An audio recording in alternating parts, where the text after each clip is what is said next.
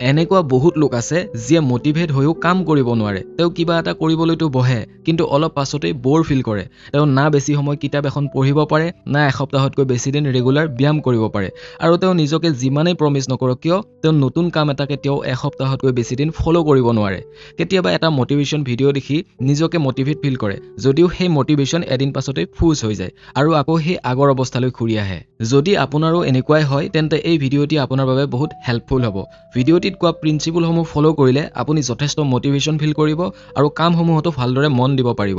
এই সাইক'লজিকেল প্ৰিন্সিপলকেইটা বুজিবলৈ মই আপোনাক পাৰ চৰাইৰ উদাহৰণটি দিব বিচাৰিছোঁ। কেইজনমান গৱেষকে এটা পাৰ চৰাইক এটা পিঞ্জৰাৰ মাজত ধৰি ৰাখিলে, য'ত পাৰটোৰ সন্মুখত এটা ছুইচ ৰখা হৈছিল।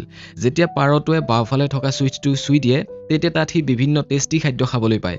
আৰু এনেকৈ বহুত দিন পাৰ হৈ যোৱাৰ পাছত পাৰটোৱে গম পালে যে বাওঁফালে থকা ছুইচটো দিলে সি আৰামত খাদ্য খাবলৈ পায়। তাৰ পাছত গৱেষকে পাৰটোৰ সন্মুখত দুটা ছুইচ বনাই দিলে। যেতিয়া পাৰটোৱে বাওঁফালে ছুইচ অন কৰে, তেতিয়া সি খাবলৈ পায়, আৰু কিন্তু যেতিয়া সি সোঁফালৰ ছুইচটো চুই দিয়ে, তেতিয়া সোঁফালৰ দৰজাখন খোলাৰ লগে লগে সি এজনী মাইকী পাৰ চৰাইক লগ পায়। এতিয়া এই পাৰটোৰ লগত দুটা অপশ্যন আছিল, হয় সি বাওঁফালে ছুইচ অন কৰি টেষ্টি খাদ্য খাব পাৰে, নহ'লে সোঁফালে থকা ছুইচ অন কৰি সি তাৰ ফিমেল পাৰ্টনাৰৰ সৈতে সময় কটাব পাৰে।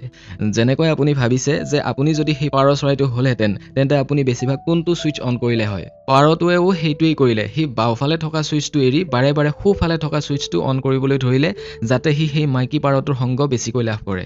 তাৰ পাছত বিশেষজ্ঞসকলে আৰু অলপ সালসলনি কৰি দিলে। তেওঁলোকে পাৰটোৰ মূৰত এটি ইলেক্ট্ৰিকেল ঘণ্টা লগাই দিলে আৰু ছিগনেল পোৱাৰ লগে লগে তাৰ ব্ৰেইনত বেছি আমোদ দিবলৈ ধৰিলে, অৰ্থাৎ এটা নিচা টাইপৰ ফিলিংছ দিবলৈ ধৰিলে। আৰু তাৰ পাছত তেওঁলোকে পাৰটোৰ পিঞ্জৰাত আকৌ দুটা ছুইচ লগাই দিয়ে, যাতে বাওঁফালৰ ছুইচ দিয়াৰ লগে লগে সি তাৰ ফিমেল পাৰ্টনাৰক বিচাৰি পায়। কিন্তু যেতিয়া পাৰটোৱে সোঁফালৰ ছুইচ দিয়ে, তেতিয়া তাৰ ব্ৰেইনত লাগি থকা সেই ইলেক্ট্ৰিকেল ডিভাইচটোৱে তাক বেছি আমোদ দিবলৈ ধৰিলে। অৰ্থাৎ এতিয়া সোঁফালৰ ছুইচ দিয়াৰ লগে লগে পাৰটোৱে সেইটো আমেজ পায়, যিটো আমেজ এজন ড্ৰাগ এডিক্টেড বা কোকেইন এডিক্টেড ব্যক্তিয়ে পায়। এতিয়া আপুনি অনুমান কৰিছেনে পাৰটোৱে কোনটো ছুইচ বাৰে বাৰে অন কৰি আছিল? সেই পাৰটোৱে এতিয়া বাৰে বাৰে সোঁফালৰ ছুইচটো অন কৰি আছিল। তাৰ এতিয়া সেই মাইকী পাৰজনীৰ ওপৰত কোনো ইণ্টাৰেষ্ট নাছিল। এটা সময়ত গৱেষকে পিঞ্জৰাটো খুলি দিলে, যাতে পাৰটো উৰি যাব পাৰে, কিন্তু সেই পাৰটোৱে এতিয়াও সেই সোঁফালৰ ছুইচটোক এৰি ক'তো যাবই নিবিচাৰিলে। সি এই ছুইচটোৰ প্ৰতি এডিক্ট হৈ পৰিছিল আৰু তাত সি বাৰে বাৰে ঠোঁটেৰে খোট মাৰি আছিল। আৰু চবতকৈ ইণ্টাৰেষ্টিং কথাটো হ'ল যে পাৰটোৰ মূৰত থকা সেই ডিভাইচটো এতিয়া এৰাই দিয়া হ'ল, অৰ্থাৎ ছুইচ দিলেও এতিয়া সি কোনো আমেজ পোৱা নাছিল। কিন্তু তথাপিও সেই পাৰটোৱে পাগলৰ দৰে সেই ছুইচটোকেই খুটিয়াই আছিল। এতিয়া যদি মই আপোনাক কওঁ যে এই পাৰটোৱে নিজকে নিজে ফাক্ট হৈছিল, এতিয়া আপুনি এটা পাৰ চৰাইতকৈতো বহু গুণেই স্মাৰ্ট, নহয় জানো? কিন্তু কিছুমান কথাত আপোনাৰ মাইণ্ডটোৱেও পাৰ চৰাইটোৰ দৰে কাম কৰে। সাধাৰণতে আমি সেইটো কাম কৰিব বিচাৰোঁ যিটো ডোপামিন পোৱা যায়। ডোপামিন হ'ল এবিধ হৰম'ন যিয়ে আপোনাৰ ব্ৰেইনক আমেজ দিয়ে। খজুৱতি খোজোৱাৰ পৰা আৰম্ভ কৰি ড্ৰাগছ লোৱালৈকে যিটো কামতে আপুনি আমোদ পায়, তাতেই ডোপামিন থাকে। আমি পঢ়াতকৈ বেছি ডোপামিন চিনেমা চালে লাভ কৰোঁ। সেইকাৰণে আমি কিতাপ নপঢ়ি চিনেমা চাবলৈ ধৰোঁ। আকৌ চিনেমাতকৈ বেছি আমেজ পাওঁ পৰ্ণ চাই। সেয়েহে চিনেমা চোৱাৰ নিচাতকৈ পৰ্ণ চোৱাৰ নিচা অতি বেছি হ'বলৈ ধৰে।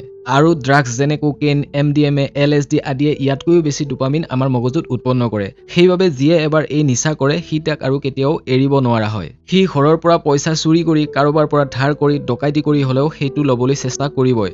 নিচা হোৱাটোৱেই কেৱল আপোনাৰ প্ৰব্লেম নহয়, প্ৰব্লেম হ'ল এইবোৰে আপোনাৰ ব্ৰেইনৰ ডোপামিনৰ লেভেল আৰু বেছিকৈ বঢ়াই দিয়ে। সহজতে যদি বুজো, আগতে যিবোৰ সৰু সৰু কামত আপুনি ছেটিছফিকেশ্যন পাইছিল, এতিয়া এডিক্টেড হোৱাৰ পাছত আপুনি সেই সৰু সৰু কামবোৰত অলপো ছেটিছফিকেশ্যন নাপায়। এজনী ফিমেল বান্ধৱী পোৱাৰ পাছত পাৰটোৱে খোৱা বস্তুৰ ছুইচ অন কৰিবলৈ পাহৰি গৈছিল, আৰু ড্ৰাগছৰ দৰে আমেজ দিয়া ছুইচ পোৱাৰ পাছত সি তাৰ ফিমেল বান্ধৱীকো এৰিব পৰা হৈছিল। সি এতিয়া অলপ ডোপামিনেৰে কোনো ধৰণৰ মজাই নোপোৱা হ'ল, গতিকে সি ফিমেল পাৰ্টনাৰৰ সৈতেও কোনো মজা নোপোৱা হ'ল, কাৰণ তাক এতিয়া কেৱল ড্ৰাগছ লাগে। ডোপামিন কেৱল এবিধ আমেজ দিয়া হৰমনেই নহয়, ই মানুহক মটিভেশ্যনো কৰায়। দুখত থকা লোকবিলাকৰ ব্ৰেইনত ডোপামিন বা চেৰ'টনিন হৰমন ওলাই নাহে, সেয়েহে সেইকাৰণে তেওঁ না কিবা এটা কৰিবলৈ ইচ্ছা কৰে, না সুখ লাভ কৰে। যদি আপোনাৰ ব্ৰেইনত ডোপামিন ওলাই নাহে, তেনেহ'লে আপুনি কেতিয়াও মটিভেট হৈ থাকিব নোৱাৰে। প্ৰব্লেমটো হ'ল কি, ছ'চিয়েল মিডিয়া, গেমছ, পৰ্ণ বা ছেক্স এডিক্টেড হোৱাৰ পাছত আপুনি সৰু সৰু কামত মজা নোপোৱা হৈ পৰিব। আৰু ইয়াতকৈও ডাঙৰ প্ৰব্লেমটো হ'ল কি, এইবোৰত এডিক্ট হোৱাৰ পাছত বাকী সমস্যা বা কষ্টৰ কামসমূহৰ পৰা আপুনি সম্পূৰ্ণ আঁতৰি আহিব। যেনে ধৰক ব্যায়াম বা শৰীৰ চৰ্চা কৰিলে সাধাৰণতে কষ্ট হয়। যেতিয়া আপুনি কমকৈ আমোদ পোৱা কামসমূহ কৰিবলৈ ভাল নলগা হয়, তেতিয়া আপুনি কষ্ট পোৱা কামসমূহ কৰিবই নিবিচাৰিব। আৰু যিটো হেবিটছ বা এক্টিভিটিছৰ সহায়ত ছাকচেছ লাভ কৰিব পাৰি বা স্বাস্থ্য ভাল কৰিব পাৰি, সেইবোৰ এতিয়া আপোনাৰ কাৰণে কষ্টৰ কাম হৈ পৰিব। ন' পেইন ন' গেইন। আৰু সেই কাৰণে আপুনি কোনো কাম কৰিবলৈ মন নকৰে, যেনেদৰে পাৰটোৱে সোঁফালৰ ছুইচটো এৰি উৰি যাব বিচৰা নাছিল। আৰু যেতিয়া তাক সেই ছুইচটোৰ পৰা দূৰত লৈ যোৱা হয়, সি তাৰ পাখি মাৰি ছটফটাবলৈ ধৰে। ঠিক ছেম চিটুৱেশ্যন, যেনেদৰে আপুনি আপোনাৰ মোবাইলটো এৰি ক'তো যাব নিবিচাৰে বা মোবাইলটো নাপালে ছটফটাবলৈ ধৰে। আৰু বেলেগকৈ যদি কথাষাৰ কওঁ, তেনেহ'লে ইউ আৰ ফাক্ট। এতিয়া কথাটো হ'ল হাউ এ পাৰ্চন আনফাক্ট হিমছেল্ফ। তাৰ কাৰণে আপুনি ডোপামিন ডিটক্স কৰিব লাগিব। ডোপামিন ডিটক্সৰ সহায়ত আপুনি পুনৰ কমকৈ আমোদ পোৱা কামসমূহত ছেটিছফিকেশ্যন পাবলৈ আৰম্ভ কৰিব। ইয়াৰ সহায়ত আপুনি নিচাসমূহৰ পৰা মুক্ত হ'ব পাৰিব বা কমচে কম তাৰ পৰা পাবলগীয়া নেগেটিভ ছাইড ইফেক্টক কম কৰিব পাৰিব। এতিয়া ডোপামিন ডিটক্স কেনেকৈ কৰিব? কেইদিনমানলৈ এনেকুৱা কোনো কামেই নকৰিব যিটো কাম কৰি আপুনি মজা পায়। ফোন ইউজ নকৰিব, বুকছ নপঢ়িব, ফ্ৰেণ্ডৰ লগত কথা নাপাতিব আৰু নিজক এজন জেলৰ কয়দীৰ দৰে বন্ধ কৰি ৰাখক, য'ত দিনটোত খোৱা লোৱাৰ বাহিৰে অন্য কোনো বস্তু বা কোনো মানুহক লগ কৰিবলৈ দিয়া নহয়। কেইদিনমান আপুনি ইয়াক ফ'ল' কৰি ব'ৰ হৈ পৰিব আৰু এনেকুৱা লাগিব যে সৰু এটা কাম কৰিও ফূৰ্তি লাভ কৰিব পাৰি। তেতিয়া আপুনি ব্যায়াম কৰিবলৈ, কিতাপ পঢ়িবলৈ আৰু নিজৰ কামবোৰ কৰিবলৈও ইচ্ছা কৰিব। কাৰণ এতিয়া আপোনাৰ ব্ৰেইন অলপ হ'লেও আনফাক্ট হৈ গৈছে। আৰু যদি পুনৰ আপুনি নেগেটিভ কামবিলাক নকৰে, তেনেহ'লে আপুনি ভালকৈ আগবাঢ়ি যাব পাৰিব। এইখিনিয়ে হৈছে কিতাপখনৰ মূল সাৰাংশ। যদি ভিডিঅ'টি ভাল লাগিছে তেনেহ'লে লাইক আৰু শ্বেয়াৰ কৰিবলৈ নাপাহৰিব।